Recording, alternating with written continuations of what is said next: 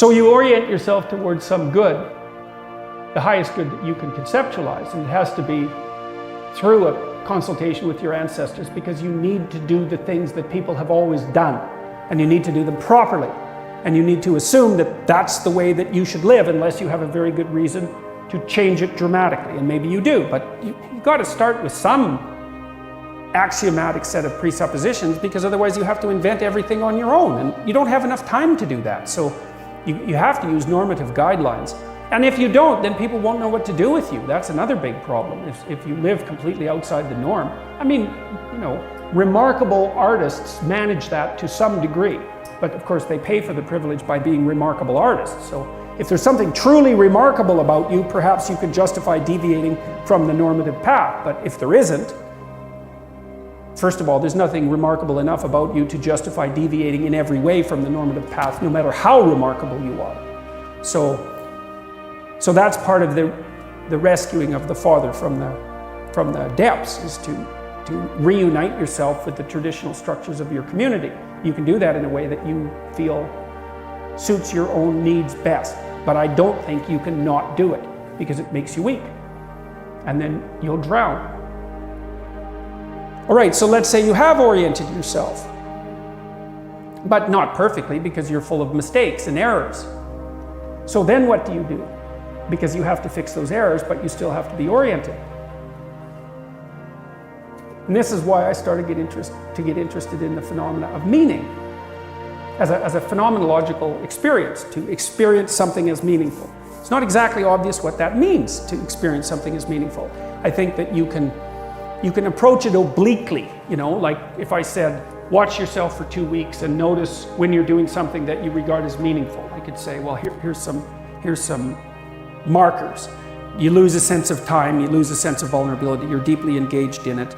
It seems worth the effort, right? You forget yourself while you're doing it.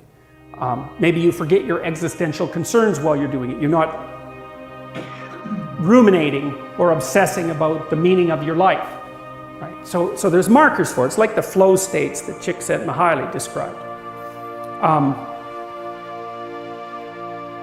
And then you can experience it under certain sort of ritualistic conditions. You might experience it when you go see a great movie. You might experience it when you listen to music. I think music is a very, very standard pathway for people to have that kind of experience, because virtually everyone gets intimations of meaning from music. And I think music is hierarchically structured patterns that are representative of being laying itself out properly. It's something like that. So it's an abstract representation of proper being. And so we can grapple with the phenomena of music, and we can box, or phenomena of meaning, we can box it in a little bit and start to conceptualize it. We can start to conceptualize it perhaps as the manifestation of a deep instinct. And so I would say, well, meaning is what manifests itself when you've oriented yourself properly, and when you've optimized the flow of information between you and chaos. That might be the right way of thinking about it. Because you think about a piece of music, is you want it to be predictable, but you don't want it to be perfectly predictable. You want it to be predictable with some interesting variations, and predictable with some variations that make sense. And maybe you can conceptualize that as something like this. It's like, it's predictable at this order of stability, but it's varying down here from time to time. And so you've got stability there, but variability there, and you can handle that. So you want an overarching structure of stability with some internal variability.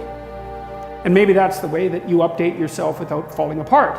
And then I would say you can find the pathway to the optimal rate of update by relying on your sense of meaning. That's what it's for. What it tells you is that you're wandering your way through the world between the catastrophes of chaos and the catastrophes of order, and now and then you swing into the proper locale. You're where you should be. And what happens is you get engaged by that. You get meaningfully engaged by that. And it's fragile. It'll move on you, right? Because it's very difficult to exist at that point constantly. Your bad habits, all sorts of things, your situation, there's all sorts of things that are going to interfere with that. But that doesn't mean that that isn't where you should be. And so then you might say, well, that's where you should strive to be all the time.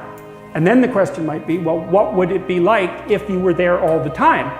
And I think that's where intimations of paradise come from. I mean, when I think it was Wordsworth talked about intimations of immortality in childhood, people tend to romanticize their childhood because of the sense of intense engagement that goes along with being a child. And it's one of the wonderful things about being around children, actually. They pay you for their care. And the way that children pay you for their care is that they turn normal things into magic again when you're around them, because you've seen it 100 times before. And so when you see it, you don't see it. You see what you already know. But when a child sees it, they don't, because they don't know. They see it, and then when you watch them see it, you see it too. And so it's tremendous fun leading a small child around to do things that you've done before, because they're so, they're like this. They're like all the time, and maybe that's too much, and they cry and they get upset and all of that, but a good part of the time it's just wild-eyed wonder, and then you can see the world through their eyes, and it's payment. And so that sense of being engaged like that is something that people love about children, and rightly so. But it's also a marker to the proper way of being. There's a dictum in this is a Jungian idea, that there's no difference between the archetype of the wise old man and the archetype of the child. They're the same thing.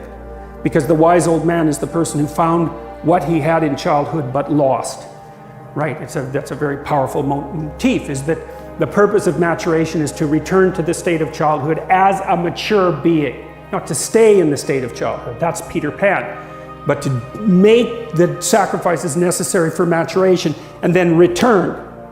So, well, how do you do that? Well, you do that in part by noting what it is that's meaningful for you to engage in. I would say it's your nervous system reporting to you. Right hemisphere and left hemisphere balanced.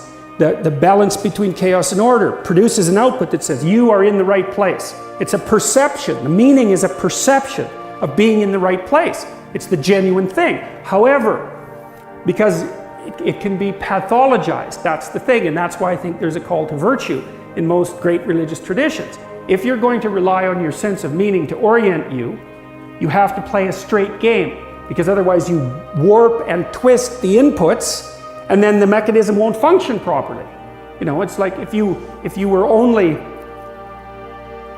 you've blinded yourself to half the world, you can't use your perceptions to orient yourself properly, because the half of the world that you're ignoring is going to pop up at you unexpectedly and take you down.